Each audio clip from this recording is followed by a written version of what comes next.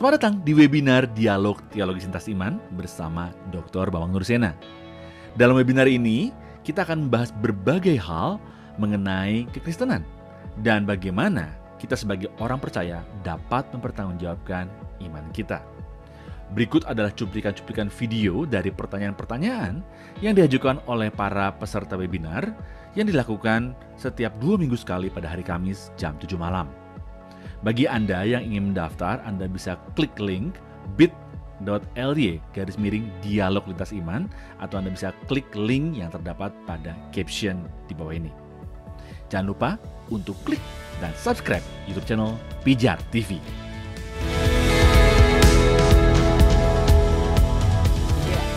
Ini ada 3 pertanyaan yang saya akan gabungkan karena punya kesamaan pertanyaan Mbah tentang Trinitas. Dari Pak Lewi Yakob, ada Pak Cucut dan Pak Sugi. Pak Bambang, saat COVID-19 sedang berjangkit yang menyerang tubuh rohana. Saat ini pula muncul virus bidat virus, disease 20 atau disingkat BIVID 20 yang menyerang tubuh rohani. Muncul sabelin yang menyebalkan alias oneness, penolakan Tritunggal, dan ada lagi pentolan tanpa ragi mau mengganti kata Allah dengan dewa atau dewata. Saat ini banyak muncul sebalin dalam tanda kutip. Bagaimana tanggapan Pak Bambang? Lalu Pak Cucun juga mempertanyakan tentang banyaknya orang yang saat ini menyalahkan Trinitas yang dirumuskan Konsili Nikea sebagai penyebab kekacauan gereja. Juga mohon pendapatnya Pak Bambang. Dan Pak Sugi, ini bukan pertanyaan, tapi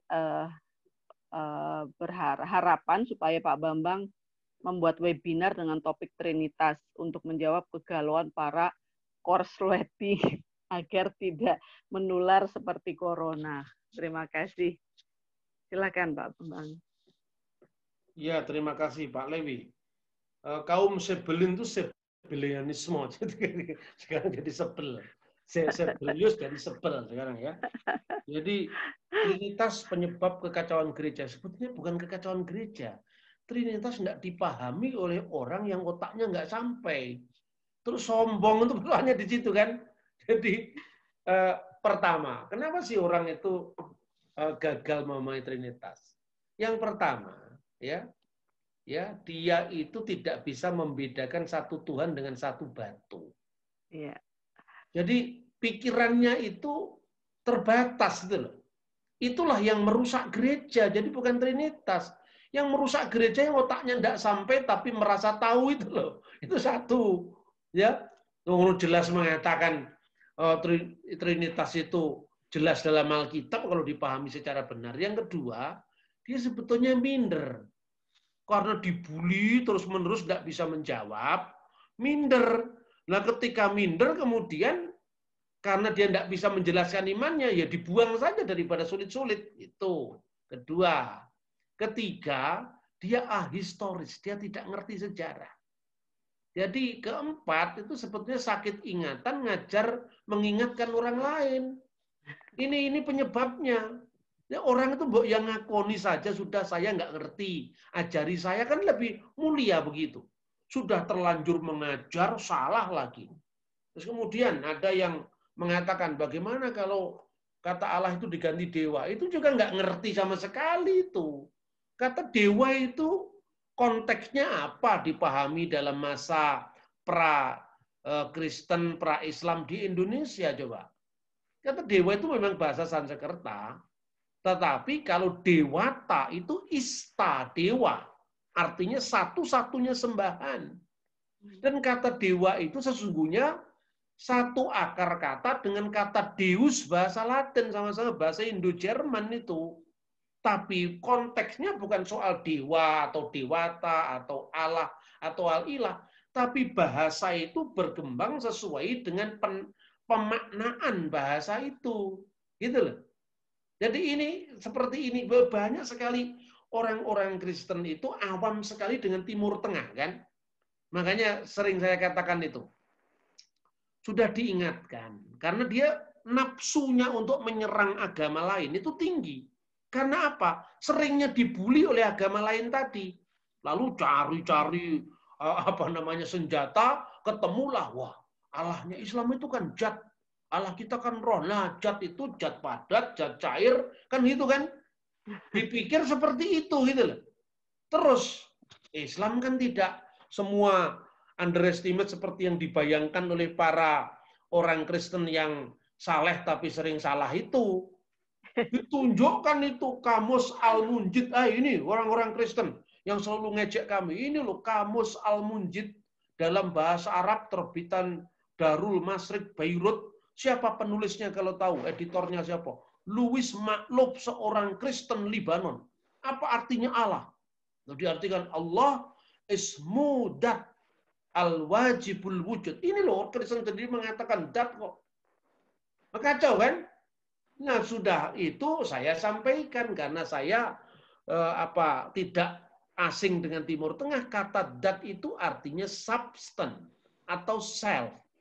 Jadi teks itu tergantung pemaknaannya seperti apa.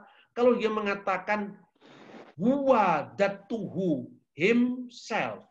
Tetapi kalau itu sendiri, itself, itu juga dat dalam bahasa Arab. Jadi dat dalam makna itu adalah benda kalau konteksnya benda. Jadi misalnya hakikat air itu cair. Jadi itu datuhu itu cair. Bukan berarti kalau satu diterjemahkan untuk Allah, Allah itu cair juga, tidak. Sebab kalau misalnya Allah huwa mutlak, ya, dia adalah mutlak pada dirinya sendiri. Fi datihi akan tidak sama dengan datnya air tadi. Hakikat air cair. Hakikat Tuhan tak terselami gitu loh. Tapi kata hakikat itu sama-sama dipakai. Adanya Tuhan ada dengan sendirinya yang mengadakan dari tidak ada menjadi ada. Tuhan tidak sama dengan makhluknya. Adanya manusia ada karena diadakan akibat penciptaan. Sama-sama ada tapi berbeda kan maknanya. Saya luruskan ini loh maknanya. Sebelum kata dat itu dipakai oleh para ilmuwan Islam, khususnya abad ke-9-10, itu bapak-bapak gereja yang berbahasa Arab sudah pakai kata itu. Tahun 800, itu namanya Abdul Masih Al-Kindi. Dalam buku dialognya dengan seorang Muslim, namanya Abdullah bin Ismail Al-Hashimi.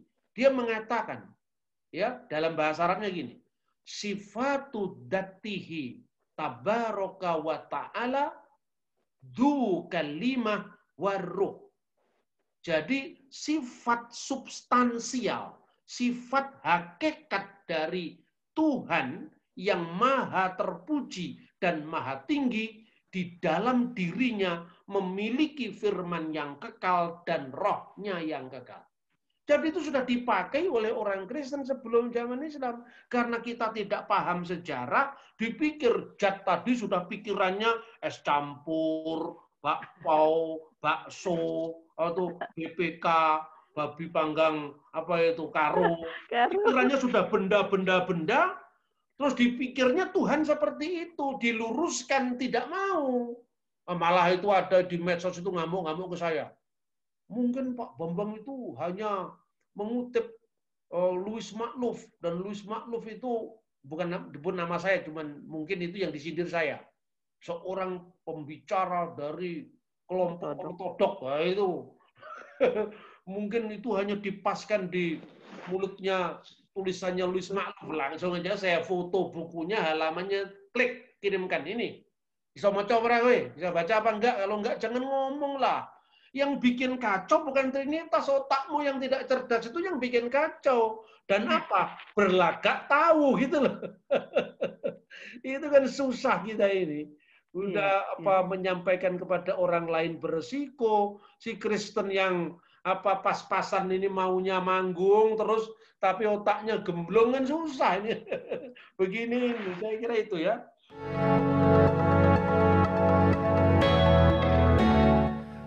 Terima kasih Anda sudah menyaksikan cuplikan dialog teologis lintas iman bersama Dr. Bambang Nursena. Jangan lupa segera daftarkan diri Anda dengan klik link bit.ly/dialog lintas iman, atau Anda bisa klik pada link yang ada di caption saat ini juga. So, informasi selengkapnya ada pada image di akhir video ini.